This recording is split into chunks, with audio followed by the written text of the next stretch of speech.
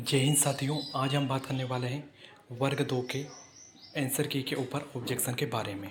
ठीक है, आप इसके लिए कैसे अप्लाई कर सकते हैं, क्या क्या आपको सावधानियां रखना है जब आप इसके लिए अप्लाई करेंगे, किस तरीके की आपको गलतियां नहीं करना है।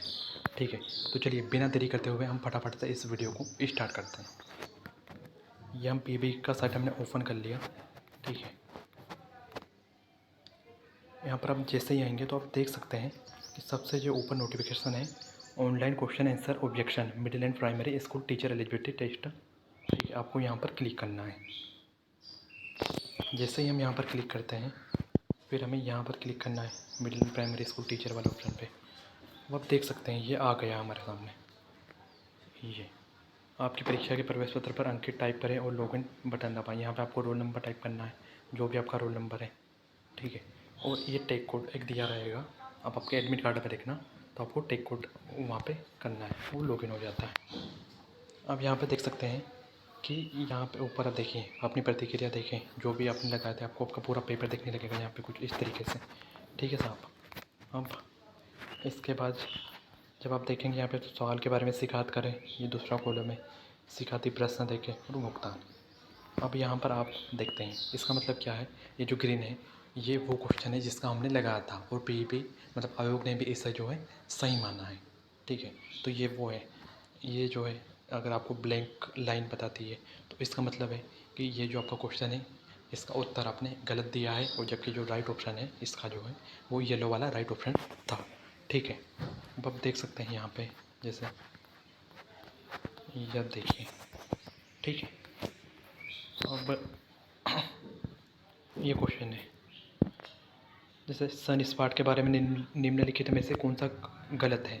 पृथ्वी पर बिना शीतकालीन जलवायु वाले क्षेत्र, ये आयोग द्वारा इसका गलत उत्तर माना गया है।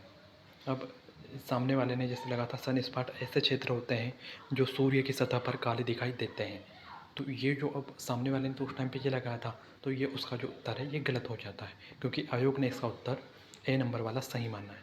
तो इसलिए ये जो आयोग वाला है वो आपको येलो में दिख जाएगा, और आपका जो उत्तर गलत है वो आपको ब्लैक इसमें दिख जाएगा। और अगर आपने जो लगाया वो सही है, आयोग ने भी उसे सही माना है, तो आपको वो ग्रीन तरीके से दिख जाएगा, जैसे आप देख सकते हैं। तमिलनाडु, आंध्र प्रदेश में, केरल में काजू की खेती के लिए निम्नलिखित में से कौन सी मिट्टी का उपयोग किया जाता है। लाल लेटराइट मिट्टी। ठीक है साहब, कुछ इस तरीके से।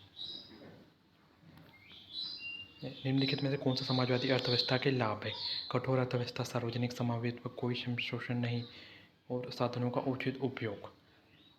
ठीक है, देखिए लाभ है, तो कुछ इस तरीके से। अब जो बच्चे ने ये लगा था संसाधनों को उचित उपयोग, तो इसका मतलब हो जाता है कि जो भी संसाधन है उनका उचित उपयोग, ये बच्चे ने लगाया था, लेकिन आयोग ने माना है कि कठोर अर्थव्यवस्था। तो यहाँ पे जो है बच्चे का ये जो उत्तर दिया है ये गलत हो जाता है। अब आप ये देख सकते हैं कि निम्नलिखित में से कौन बहमनी साम्राज्य की पहली राजधानी थी। आप सभी को पता है कि बहमनी साम्राज्य का जो संस्थापक था वो हसन गंगू था, जो कि गुलबर्गा को अपनी राजधानी बनाता है, और बाद में जो भी राजा वगैरह आते हैं उसके बाद जो भी है तो उसके वंशज जो है राजधानी को बीदर कर देते हैं। बीदर और कुछ नहीं, दौलताबाद का ही नाम रहता है, लेकिन पहली राजधानी जो थी वो गुलबर्गा थी। लेकिन अब बच्चे ने मान लो भले बीदर लगा, लेकिन इसका सही उत्तर क्या है, गुलबर्गा था। ठीक है, लेकिन आयोग ने दौलताबाद लगा दिया, तो ये आयोग ने जो उत्तर लगाया ये आयोग का उत्तर गलत है, क्योंकि आयोग को गुलबर्ग सही मानना था। अब बच्चे की गलती नहीं है। ठीक है, अगर बच्चे का नंबर कटता है तो बच्चा इस क्वेश्चन के ऊपर ऑब्जेक्शन ले सकता है, जैसे किसी बच्चे ने लिया भी है। आप देख सकते हैं कि उक्त प्रश्न पर पूर्व में आपत्ति दर्ज की जा चुकी है अतः पुनः आपत्ति दर्ज नहीं की जा सकेगी। इसका मतलब है कि ये जो प्रश्न है इस पर अगर पूरे एमपी में या किसी भी एक बच्चे ने इस क्वेश्चन के ऊपर ऑब्जेक्शन लगा दिया है तो दोबारा से सभी बच्चों को इसके ऊपर ऑब्जेक्शन लगाने की कोई ज़रूरत नहीं है। इस प्रश्न का उत्तर अगर आयोग को चेंज करना होगा, ठीक है, कि मान लीजिए कि गुलबर्गा इसका उत्तर सही है, बच्चे ने सही ऑब्जेक्शन लगाया है, तो आयोग फिर जो नंबर बढ़ाएगा फिर आयोग सभी को एक एक नंबर देगा। तो एक ही बार एक ही बच्चों को ऑब्जेक्शन देना है। अगर किसी प्रश्न के ऊपर ऑब्जेक्शन लिया गया है तो आप टेंशन ना लीजिए, वो क्वेश्चन का जो भी होगा सही उत्तर, जो भी अगर चेंजेस होगा उस क्वेश्चन में तो वो आपको भी उसका नंबर मिलेगा। ठीक है, अगर आयोग ने उसका उत्तर गलत दे रखा है तो। जैसे हम आते हैं यहाँ पे, आप नीचे देख सकते हैं जैविक खेती का उपयोग करती है। जैविक खेती खालिस्तान का उपयोग करती है। जैविक कीटनाशकों का, जैविक खाद का, जैविक उर्वरकों का, तो हमें पता है कि जैविक खेती में जो है जैविक खाद भी आ जाता है, जैविक कीटनाशक भी आ जाता है और जैविक उर्वरक भी आ जाते हैं।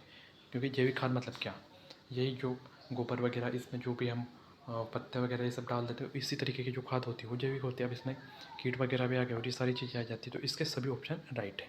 अब किसी ने लगा दिया जैविक खाद, तो ये ऑप्शन उसका गलत हो जाता है। जैसे आप देख सकते हैं, मैंने आपको बताया था कि ब्लैक का मतलब आपका ऑप्शन जो है गलत हो चुका है और आयोग ने जो माना है सही, तो ये कहे सभी विकल्प सही है।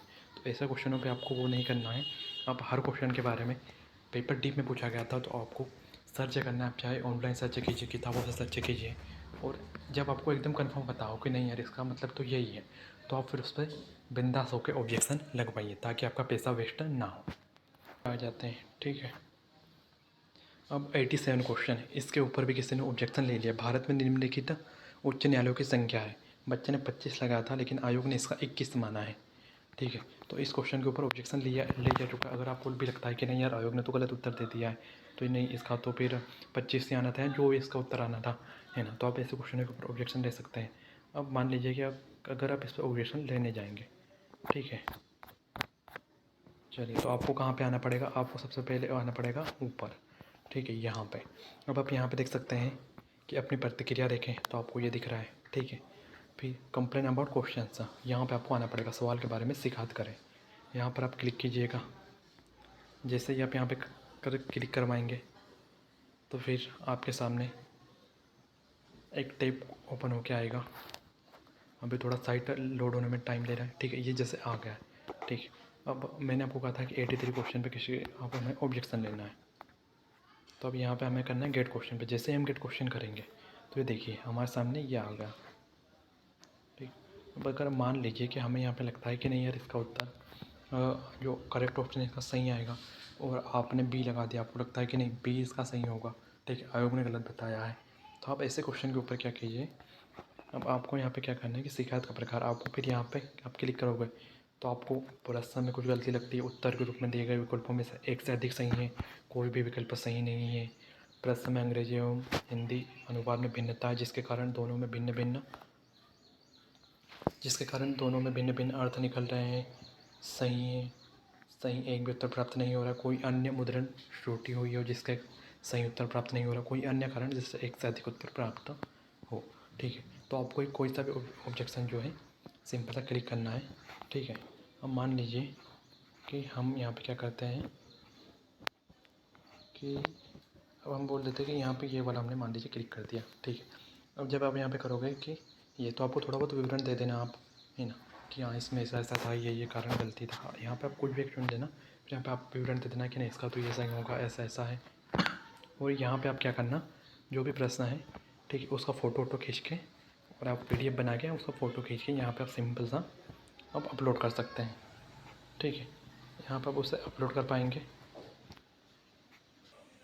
हाँ, मान लीजिए जैसे हम इसे ही अपलोड कर देते हैं, है ना। अब फिर सिंपल सा हमने यहाँ पे क्या करना पड़ेगा आपको, ये देखिए आपका प्रश्न दिख रहा है, आपको सब कुछ दिख रहा है, आपको यहाँ पे आना चैलेंज क्वेश्चन पे, ठीक है।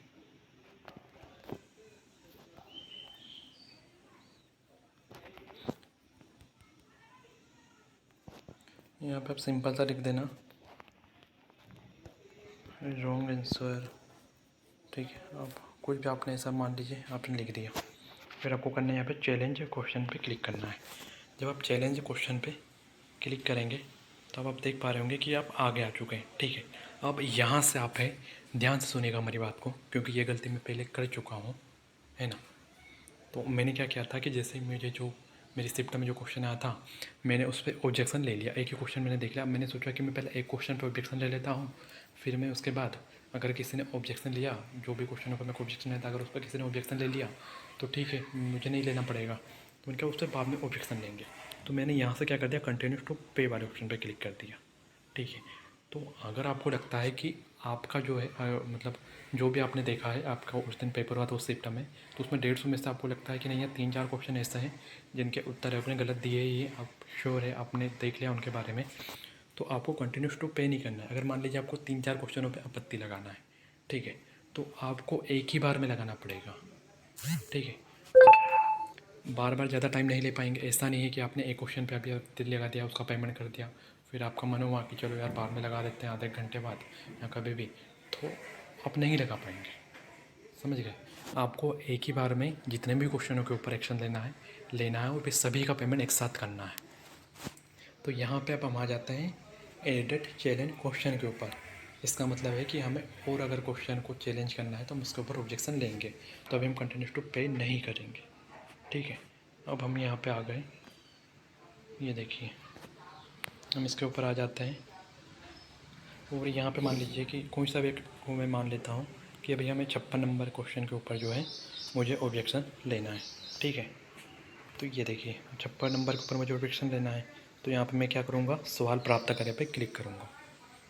जैसे ही मैंने क्लिक किया तो आप देख सकते हैं जो भी 56 नंबर का आ गया।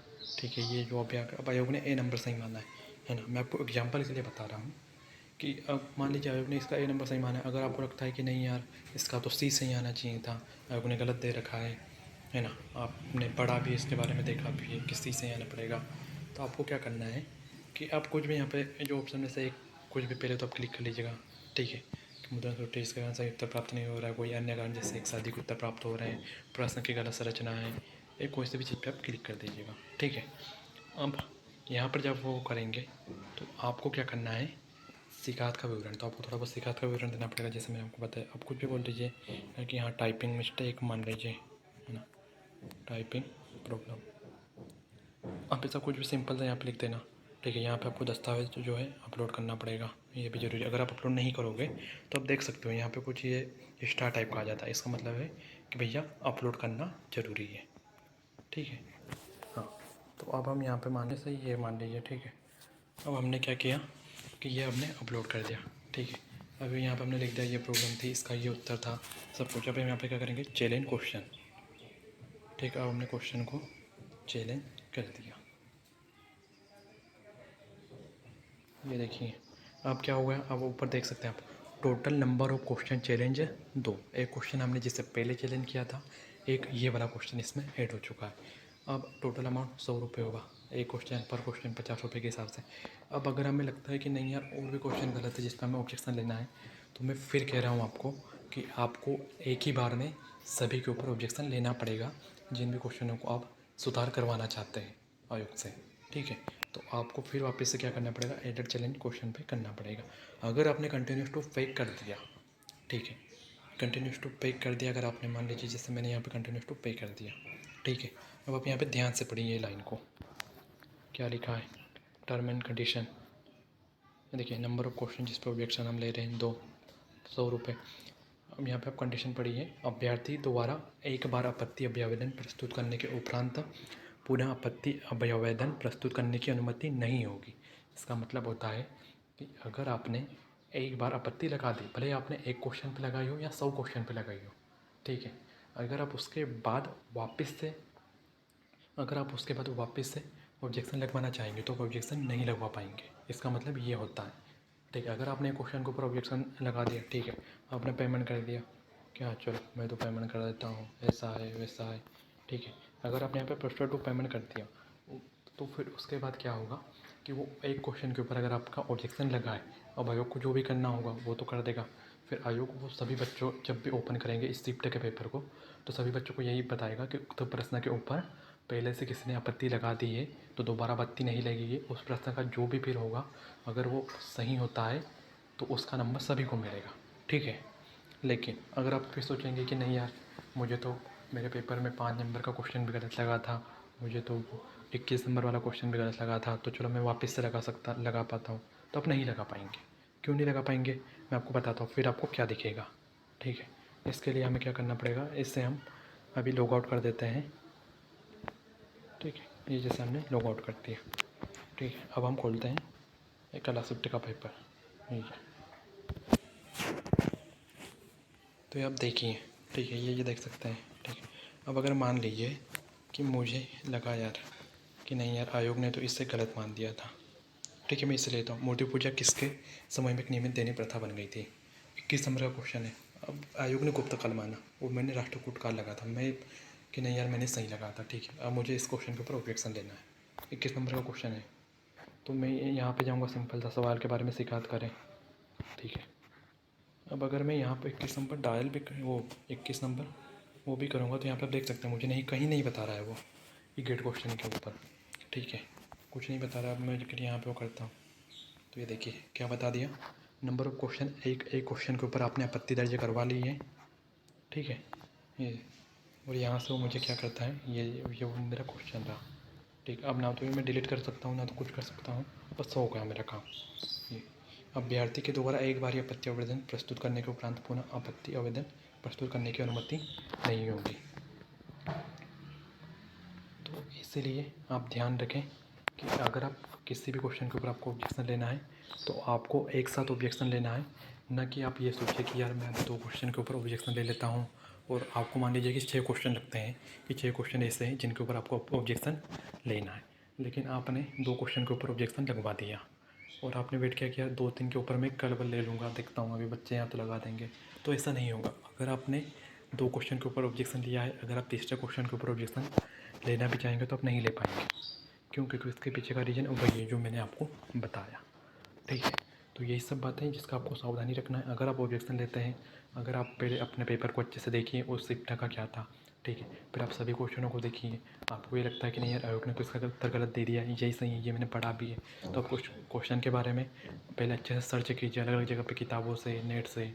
फिर अगर आपको लगता है कि नहीं आपने जो लगा वो सही है, आयोग ने जो बताया वो गलत है, ठीक है, तो आप फिर तब जाकर ऑब्जेक्शन लेना, ताकि इससे क्या होगा कि आपका पेमेंट वेस्ट नहीं होगा, ठीक है।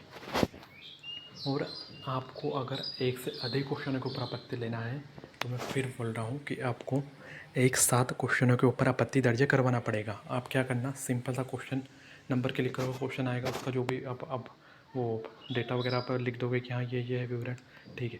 फिर उसके बाद जब आप आगे क्लिक करोगे तो नीचे आता है ऑप्शन एडिट क्वेश्चन वाला, तो आपको उस पर बार बार क्लिक करना है और इस तरीके से, ठीक है, ऊपर क्वेश्चन जुड़ते जाएंगे और फिर आपको पेमेंट जो है बढ़ते जाएगा। तो एक ही बार में आपको वो लेना है ऑब्जेक्शन, बार बार का टाइम आपको नहीं मिलेगा। तो ठीक है साथियों, यही थी आज की जानकारी। आई होप आपको ये वीडियो अच्छा लगा होगा। अगर आपको ये वीडियो अच्छा लगा है तो वीडियो को लाइक कर देना, ठीक है। मिलते हैं अगले वीडियो पे, तब तक के लिए बाय बाय, टेक केयर, जय हिंद।